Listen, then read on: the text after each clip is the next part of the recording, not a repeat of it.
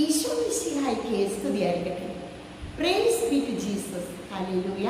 Carmel ministry കുടുംബാംഗങ്ങളെ, ദൈവവചനം ഇരുതലവാൾ. നമ്മളിപ്പോൾ ഇരുതലവാൾ ദൈവവചന ഹീബ്രൂസ് 4:12 പോവുകയാണ്. ഇന്ന് നമ്മൾ വായിക്കാൻ പോകുന്നത് ഫിലഡൽഫിയയിലെ സഭയ്ക്ക് എഴുതിയത്. ഫിലഡൽഫിയയിലെ സഭയുടെ ദൂതനെ എഴുതുക. പരിശുദ്ധനും സത്യവാനും ദാവീദിന്റെ താക്കോൽ കൈവശമുള്ളവരും മറ്റാർക്കും അടയ്ക്കാൻ കഴിയാത്ത വിധം തുറക്കാൻ കഴിയാത്ത വിധം അടയ്ക്കുന്നവനുമായവൻ പറയുന്നു, നിന്റെ പ്രവർത്തികൾ ഞാൻ അറിയുന്നു. ഇതാ നിന്റെ മുൻപിൽ ആർക്കും പൂട്ടാൻ കഴിയാത്ത വിധം തുറന്നു കിടക്കുന്ന ഒരു വാതിൽ ഞാൻ സ്ഥാപിച്ചിരിക്കുന്നു. നിന്റെ ശക്തി പരിമിതമാണ്, എങ്കിലും നീ എൻ്റെ വചനം കാത്തു, എൻ്റെ നാമം നിഷേധിച്ചതുമില്ല. ഇതാ യഹൂദരാണെന്ന് പറയുകയും എന്നാൽ അങ്ങനെയല്ലാതിരിക്കെ നുണയന്മാരായി നടക്കുകയും ചെയ്യുന്ന സാത്താൻ്റെ സിനഗോഗിൽ നിന്നുള്ള ചിലർ, അവരെ ഞാൻ നിന്റെ കാൽക്കൽ വരുത്തി കുമ്പിടിക്കും. അങ്ങനെ ഞാൻ നിന്നെ സ്നേഹിച്ചുവെന്ന് അവർ ഗ്രഹിക്കും. സകല ഭൂവാസികളെയും പരിശോധിക്കാനായി ലോകത്തിൽ ഉണ്ടാകാനിരുന്ന പരീക്ഷണങ്ങളുടെ സമയത്ത് ഞാൻ നിന്നെ സംരക്ഷിക്കുകയും ചെയ്യും. പരീക്ഷകളിൽ ഉറച്ചു നിൽക്കണമെന്നുള്ള എൻ്റെ വചനം നീ കാത്തു. ഞാൻ വേഗം വരുന്നു. നിന്റെ കിരീടം ആരും കവർന്നെടുക്കാതിരിക്കാൻ നിനക്കുള്ളത് കാത്തു സൂക്ഷിക്കുക. വിജയം വരിക്കുന്നവനെ ഞാൻ എൻ്റെ ദൈവത്തിൻ്റെ ആലയത്തിലെ ഒരു സ്തംഭമാക്കും. അവൻ പിന്നെ ഒരിക്കലും പുറത്തു പോകുകയില്ല. അവൻ്റെ മേൽ എൻ്റെ ദൈവത്തിൻ്റെ നാമവും ദൈവസന്നിധിയിൽ സ്വർഗം വിട്ട് ഇറങ്ങി വരുന്ന പുതിയ ജെറുസലേമാകുന്ന ദൈവനഗരത്തിൻ്റെ നാമവും എൻ്റെ പുതിയ നാമവും ഞാൻ എഴുതും. ആത്മാവ് സഭകളോട് അരുൾ ചെയ്തത് ചെവിയുള്ളവൻ കേൾക്കട്ടെ. വീണ്ടും ലവോദിക്കയിലെ സഭയ്ക്ക് എഴുതി നമുക്ക് നോക്കാം. വിശ്വസ്തനും സത്യവാനും സാക്ഷിയും ദൈവത്തിൻ്റെ സൃഷ്ടികർമ്മത്തിൻ്റെ ആരംഭവുമായിരിക്കുന്ന ആമേൻ അരുൾ ചെയ്യുന്നു. നിന്റെ പ്രവർത്തികൾ ഞാൻ അറിയുന്നു. നീ തണുപ്പോ ചൂടോ ഉള്ളവനല്ല. തണുപ്പോ ചൂടോ ഉള്ളവനാണെങ്കിൽ എന്ന് ഞാൻ ആഗ്രഹിക്കുന്നു. ചൂടോ തണുപ്പോ ഇല്ലാതെ മന്ദോഷ്ണനാകയാൽ ഞാൻ നിന്നെ എൻ്റെ വായിൽ നിന്ന് തുപ്പിക്കളയും. എന്തെന്നാൽ ഞാൻ ധനവാനാണ്, എനിക്ക് സമ്പത്തുണ്ട്, ഒന്നിനും കുറവില്ല എന്ന് നീ പറയുന്നു. എന്നാൽ നീ നികൃഷ്ടനും ദയനീയനും ദരിദ്രനും അന്ധനും നഗ്നനുമാണെന്ന് നീ അറിയുന്നില്ല. ഞാൻ നിന്നെ ഉപദേശിക്കുന്നു. നീ ധനികനാകാൻ അഗ്നിശുദ്ധി വരുത്തിയ സ്വർണം എന്നോട് വാങ്ങുക. നിന്റെ നഗ്നത മറ്റുള്ളവർ കണ്ട് നീ ലജ്ജിക്കാതിരിക്കുവാൻ ശുഭ്രവസ്ത്രങ്ങൾ എന്നോട് വാങ്ങുക. കാഴ്ച ലഭിക്കുന്നതിനെ കണ്ണിൽ എഴുതാനുള്ള അഞ്ജനവും എന്നോട് വാങ്ങുക. ഞാൻ സ്നേഹിക്കുന്നവരെ ശാസിക്കുകയും ശിക്ഷിക്കുകയും ചെയ്യും. അതുകൊണ്ട് തീക്ഷ്ണതയുള്ളവരാവുക, അനുദപിക്കുക. ഇതാ ഞാൻ വാതിലിൽ മുട്ടുന്നു.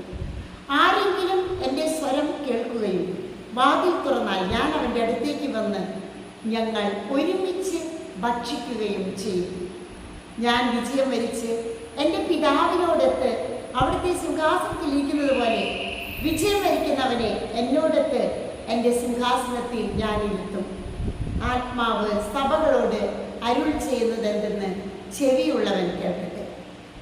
പ്രിയപ്പെട്ടവരെ, ഫിലഡൽഫിയയിലെ കത്താണ് നമ്മളിന്ന് കാണുന്നത്. ഏകദേശം ക്രിസ്തു നമുക്കറിയാം 5 കാര്യങ്ങളാണ് ഓരോ സഭയുടെ ദൂതനെ എഴുതുമ്പോൾ പറയുന്നത്. ഒന്ന്, യേശു ക്രിസ്തുവിൻ്റെ ഒരു പൂർണ്ണ രൂപ ദർശനം നമുക്ക് നൽകുന്നു. അതുപോലെ തന്നെ ഈ സഭകളെ അനുമോദിക്കുന്നു, പ്രശംസിക്കുന്നു. വീണ്ടും നമ്മൾ അതിൽ കാണാം, അവരെ കുറ്റപ്പെടുത്തുകയാണ്, അവരുടെ തെറ്റുകൾ ചൂണ്ടിക്കാണിക്കുന്നു, പിന്നീട് അത് തിരുത്തുന്നു, പിന്നീട് ഒരു ഉപദേശം കൊടുക്കുകയാണ്. ഇതെല്ലാം ചെയ്ത് മാനസാന്തരപ്പെട്ട ഉപദേശം സ്വീകരിച്ചു കഴിഞ്ഞാൽ ഇന്ന പ്രതിഫലം നിങ്ങൾക്ക് ലഭിക്കുമെന്ന് വാഗ്ദാനം ചെയ്യുകയാണ്. അവസാനം പറയുകയാണ്, ചെവിയുള്ളവൻ കേൾക്കട്ടെ എന്ന്. പ്രിയപ്പെട്ടവരെ, ഇത്രയും കാര്യങ്ങളാണ് ഓരോ സഭകളോടും ഒരു സിസ്റ്റമാറ്റിക് ഓർഡറായിട്ടാണ് ഇത് പോകുന്നത്. ഓരോ സഭയും, ഈ 7 സഭയും നമ്മൾ ഇടയ്ക്കിടയ്ക്ക് എടുത്ത് വായിക്കുന്നത് നല്ലതാണ്. ഓരോ സഭയും നമ്മളോടാണ് സംസാരിക്കുന്നത്, എന്നോടാണ് സംസാരിക്കുന്നത്, എൻ്റെ കുടുംബത്തോടാണ് സംസാരിക്കുന്നത്, ഈ ദേശത്തോടാണ്, ലോകത്തോടാണ് സംസാരിക്കുന്നത്. ഇപ്പോൾ ഫിലഡൽഫിയ എന്ന് പറഞ്ഞാൽ നമുക്കറിയാം, സ്നേഹം, വിജ്ഞാനം, ഇതൊക്കെയാണ് ഫിലോഡൽഫിയ എന്ന വാക്കിൻ്റെ അർത്ഥം തന്നെ. യോഹന്നാനും ഒരു സ്നേഹത്തിൻ്റെ അപ്പോസ്തലനാണെന്ന് നമുക്കറിയാം.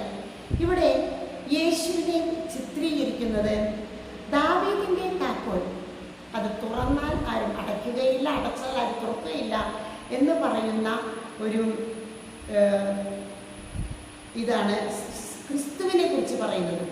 ഇവരെ പ്രശംസിക്കുന്നത് എന്താണെന്ന് വെച്ചാൽ ഇവർക്ക് നല്ല അംഗീകാരവും എല്ലാം കൊടുക്കുന്നുണ്ട്. കാരണം എന്താണെന്ന് വെച്ചാൽ ഇവർ ദാവീദിൻ്റെ താക്കോല്, അതോടെ പ്രത്യേകം പറയുന്നുണ്ട്, പാപമില്ലാത്ത വിശുദ്ധൻ, വിശ്വസ്ത, സത്യസന്ധൻ, ദൈവരാജ്യത്തിൻ്റെ തുറന്ന വാതിലുകൾ ഇവർക്ക് വേണ്ടി തുറക്കാൻ കാത്തിരിക്കുന്നു. സഭയുടെ മുൻപിൽ ഇവരെ ഒരിക്കലും മറ്റ് ക്രിസ്തുവിനെ കുറിച്ചുള്ള സഹിഷ്ണുതയെക്കുറിച്ചുള്ള ദൈവവചനം കാത്തു സൂക്ഷിച്ച സഭയാണ് ഫിലോഡൽഫിയ. അത് പ്രത്യേകമായിട്ട് ഇവിടെ ഒരു ശാശ്വത സ്നേഹമാണ് ഇവർ പുലർത്തിക്കൊണ്ട് പോകുന്നത്, ശാശ്വതമായ ഒരു സ്നേഹം. അപ്പം നമ്മൾ ഇവിടെ ഗ്രീക്ക് പദത്തിൽ നമ്മുടെ അഗാപ്പെ, ദൈവസ്നേഹത്തെ പ്രതി എല്ലാം ചെയ്യുന്ന, അതുകൊണ്ടാണ് ഫിലോഡൽഫിയ എന്ന് പറയുമ്പോൾ സ്നേഹമാണ്, വിശുദ്ധമാണ്, ജ്ഞാനമാണ്. പിന്നീട് ഇവരെക്കുറിച്ച് സഹിഷ്ണുത വചനം കാത്തു. പിന്നെ ലോകത്തിൽ വരാനിരിക്കുന്ന കാര്യങ്ങളിൽ ഇവർ കൂടുതൽ ശ്രദ്ധിക്കുന്നുണ്ട്. കഷ്ടകാലത്ത് ദൈവത്തിൻ്റെ വാഗ്ദാനങ്ങൾ കാത്തു സൂക്ഷിച്ചു. അങ്ങനെയൊക്കെ ഇവരെ പ്രശംസിച്ച് പറയുകയാണ്. വീണ്ടും ഇവരോട് പറയുന്നതാണ്, ഇവർക്കൊരു കുറവുകൾ ഇവരുടെ ചൂണ്ടിക്കാണിച്ചതിന് ശേഷം ദൈവനാമം ഒട്ടിവെക്കും.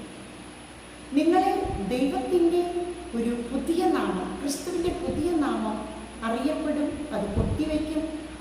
അതുപോലെ തന്നെ പറയാണ് പുതിയ ജെറൂസലേം, ലാസ്റ്റ് അങ്ങനെ പറഞ്ഞാണ് നിർത്തുന്നത്. പുതിയൊരു ജെറൂസലേം വരാനിരിക്കുന്ന, നമുക്ക് ഉൽപ്പത്തിയുടെ പുസ്തകത്തിൽ നഷ്ടപ്പെട്ട പർദീസ, ജീവന്റെ വൃക്ഷം, ജീവന്റെ ജലം, ജീവന്റെ മന്ന, ഇതെല്ലാം ഇവിടെ അവർക്ക് വാഗ്ദാനമായിട്ട് കൊടുക്കുകയാണ്. വിശ്വാസ ജീവിതം, അതാണ് ഇവരോട് കൂടുതലായിട്ട് ഇവരെ പ്രശംസിച്ച് പറയുന്നത്. സ്വർഗം വാഗ്ദാനം ചെയ്തതിലേക്ക് ഇവരോട് നോക്കിയിരിക്കാൻ പറയണം. കർത്താവിന് കഴിയാത്തതായിട്ട് ഒന്നുമില്ല. അതുകൊണ്ട് ഇവർക്ക് വാഗ്ദാനങ്ങളാണ് കൂടുതലും കൊടുക്കുന്നത്. ലാസ്റ്റ് സഭയിലേക്ക് നമ്മൾ വരുമ്പോൾ ഇവിടെ ലാസ്റ്റ് സഭ ലൗകിക സഭ, 7ാമത്തെ സഭയാണ്. ഇവിടെ ചൂടോ തണുപ്പോ എന്ന് പറയുന്നത് ആദ്യം തന്നെ ക്രിസ്തുവിനെ ഇവിടെ വെളിപ്പെടുത്തുകയാണ്. എങ്ങനെയാണ് യേശു ക്രിസ്തുവിൻ്റെ എല്ലാ കാര്യങ്ങളും ദർശനം വെളിപ്പെടുത്തിയതിന് ശേഷം തണുപ്പോ ചൂടോ, അതാണ് ഇവരെ പറയുന്നത്. അതായത് ആത്മീയ തീഷ്ണതയില്ലാതെ മന്ദോഷ്ണതയും. നേരത്തെ ഒരു സഭകളെ പറ്റി പറഞ്ഞു, നിങ്ങൾ ജീവിക്കുന്നു, ജീവനുള്ള സഭ, ജീവനുണ്ട് നിങ്ങൾക്ക് ഓരോരുത്തർക്കും, പക്ഷെ നിങ്ങൾ വെറുതെയാണ്, മന്ദോഷ്ണരാണ്, ആത്മീയ തീഷ്ണതയില്ലാത്തവരാണ്. അപ്പോൾ വായിൽ നിന്ന് തുപ്പിക്കളയുമെന്ന് പറഞ്ഞാൽ അത്രമാത്രം നികൃഷ്ടരും ദരിദ്രരും ദയനീയരും. അതിൽ പ്രത്യേകം പറയേണ്ട 5 കാര്യങ്ങളാണ് അവിടെ. നിങ്ങളിൽ 5 കാര്യങ്ങളുണ്ടെന്നാണ് പറയുന്നത്. നികൃഷ്ടനാണ്, ദരിദ്രനാണ്, അനാഥനാണ്, ദയനീയനാണ്, അന്ധനാണ്. അങ്ങനെ 5 കാര്യങ്ങൾ പറയാം. അപ്പോൾ പ്രായമായിട്ട് വളർച്ചയില്ലാത്ത കുഞ്ഞുങ്ങളെ പോലെയാണെന്ന് ഇവരെ വിശേഷിപ്പിക്കുകയാണ്. കുറ്റം തിരുത്താണ് ഇവരെ. പ്രായമായി പക്ഷെ പക്വതയില്ല, അതിൻ്റെ വളർച്ച ഇവർ എന്ന് വെച്ചാൽ ആത്മീയ വളർച്ചയും ഇല്ല. ക്രിസ്തീയ ജീവിതം, വിശ്വാസ ജീവിതം, ഇതിലൊക്കെ വളരെയധികം ഇവർ പിന്നോക്കം നിൽക്കുന്ന ഒരു സഭയായിട്ടാണ് പറയുന്നത്. എങ്കിലും ഇവരെ കുറച്ച് യോഗ്യതകളെക്കുറിച്ച് ഇവരെക്കുറിച്ച് പറയുന്നുണ്ട്. പിന്നെ ഇവർക്ക് നികൃഷ്ടനും ദയനീയർക്ക് ആയാലും ഇവർക്കൊരു ഉപദേശം കൊടുക്കേണ്ടത്, നിങ്ങൾ അഞ്ചനം, കണ്ണിലേതുള്ള അഞ്ചനം എന്നിൽ നിന്ന് ചോദിച്ചു വാങ്ങുക, വസ്ത്രം ചോദിച്ചു, അങ്ങനെ ആത്മീയ സമ്പത്ത്. യേശുവുമായുള്ള ബന്ധം നഷ്ടപ്പെട്ട ഇവർക്ക് യേശുവുമായുള്ള ബന്ധം ആഴപ്പെടുത്താനായിട്ട് ആത്മീയ സമ്പത്താണ് ഇവർ. ജഡിക മനുഷ്യനാണ് ഇവർ, പ്രാകൃത മനുഷ്യനാണ് എങ്കിൽ പോലും ജഡിക മനുഷ്യരും പ്രാകൃത മനുഷ്യരും അതുപോലെ ആത്മീയ മനുഷ്യരും വളരെ വ്യത്യാസമുണ്ട്. അപ്പോൾ ദൈവമായുള്ള സജീവ ബന്ധം നഷ്ടപ്പെടുത്തുകയാണ് ഈ സഭ, കൃത്യമായിട്ട് അതിൽ പറയുന്നുണ്ട്. അതുകൊണ്ട് നിങ്ങൾ എവിടെ നഷ്ടപ്പെട്ടോ, എവിടെ നിങ്ങൾ തണുപ്പും ചൂടായിട്ട് ഒന്നും ഇല്ലാതെ മാറിയോ, അവിടേക്ക് നിങ്ങൾ തിരിച്ചു വരണം. അതാണ് ഇവരോട് പറയുന്നത്. അതുപോലെ തന്നെ ഇവരോട് പിന്നീട് അവർക്ക് കുറേ കാര്യങ്ങൾ വാഗ്ദാനം കൊടുക്കുകയാണ്. ഇതൊക്കെ പറഞ്ഞത് ജീവിക്കുന്ന എല്ലാ നിങ്ങളുടെ സ്വന്തം ഇഷ്ടങ്ങൾ വിട്ട് ദൈവം ഇപ്പോൾ പറഞ്ഞ തിരുത്തലുകളും മാനസാന്തരങ്ങളും നടത്തിയാൽ ദൈവം നിങ്ങൾക്ക് ഇത്രയും കാര്യങ്ങൾ തരും എന്ന് വാഗ്ദാനം ചെയ്യാണ്. അതായത് രക്ഷ ഒരു ദാനമാണ്. അപ്പം രക്ഷ നിങ്ങൾക്ക് ലഭിക്കും, അത് സൗജന്യമായിട്ട് നിങ്ങൾക്ക് ലഭിക്കും. അതിന് നിങ്ങൾ നല്ല വില കൊടുക്കണം എന്ന് പറയാണ്, മടങ്ങി വരാൻ പറയാണ്, പതറിപ്പോകരുത്, തെറ്റിപ്പോയെന്ന് പറയണം, അശുദ്ധി നിങ്ങൾ മാനസാന്തരപ്പെടണം. എല്ലാം നഷ്ടപ്പെട്ട് നിങ്ങൾ നിൽക്കുന്നവരാണെങ്കിലും നിങ്ങൾക്ക് രക്ഷ ദൈവം സൗജന്യമായിട്ട് തരും. ഒരു പുതിയ ജീവിതം തരും. ഒരു പുതിയ ജെറൂസലേം നിങ്ങൾക്ക് തുറക്കുന്നുണ്ട്. പുതിയൊരു ആകാശം ഭൂമി നിങ്ങൾക്ക് തുറക്കുന്നുണ്ട് എന്നെല്ലാണ് ഈ വചനങ്ങളിൽ ഇവരോട് പറഞ്ഞ് കൊടുക്കുന്നത്. പ്രിയപ്പെട്ടവരെ, അന്തിമ വിജയം, തിന്മയുടെ ശക്തിയുടെ മേൽ അന്തിമ വിജയം യേശു ക്രിസ്തു. വെളിപാട് ഏറ്റവും ലളിതവും ആകർഷകവുമായി തീരുന്നത് ആ ഒരൊറ്റ കാര്യമാണ്. ഇതൊരു പ്രത്യാശയുടെ പുസ്തകമാണ്, ഇത് ഭയപ്പാടിൻ്റെ പുസ്തകമല്ല. അപ്പോൾ 7 സഭകൾക്ക് എഴുതുന്നത് തന്നെ നമുക്ക് വളരെയധികം നമ്മുടെ ജീവിതവുമായി താരതമ്യം വരുന്നുണ്ട്. ഒരു പ്രത്യാശ കിട്ടുന്നുണ്ട്. അപ്പം ഞാൻ തണുപ്പും ചൂടും ആവാൻ പാടില്ല. ഉദാഹരണമായിട്ട് തണുപ്പോ ചൂടായിട്ട് ഇരിക്കാൻ ഞാൻ ഇല്ല, എന്നിൽ തണുപ്പും ചൂടും എന്നിലില്ല. ഞാൻ ഒരു മന്ദോഷണനായിട്ടിരിക്കാൻ പാടില്ല. ദൈവം വായുമ്പോൾ തുപ്പിക്കളയും. അപ്പം ഇങ്ങനെയുള്ളത് നമ്മളോട് ഭയപ്പെടുത്താനല്ല. അതുപോലെ 7 മുദ്ര പൊട്ടിക്കുമ്പോൾ നമ്മളെ ഭയപ്പെടുത്താനല്ല.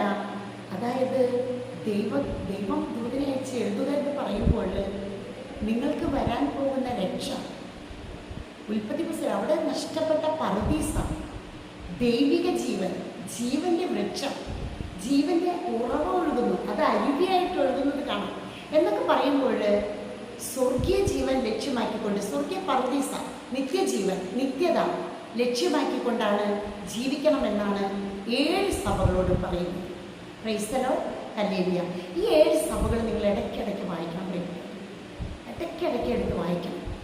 അതിൽ നിന്ന് നമുക്ക് വലിയ ഒരു അത്ഭുതങ്ങൾ, ഒരു വിടുതല്, മാനസാന്തരങ്ങൾ, രോഗസൗഖ്യങ്ങൾ, ഇനി ഇതാണ് വഴി ഇതിൽ പോവുക എന്നൊരു ആഹ്വാനം എല്ലാം നമുക്ക് കിട്ടുകയാണ്. ഇതോടുകൂടി നമ്മുടെ 7 സഭകൾക്കുള്ള കത്ത് ഇവിടെ അവസാനിപ്പിക്കുകയാണ്. ആമേൻ.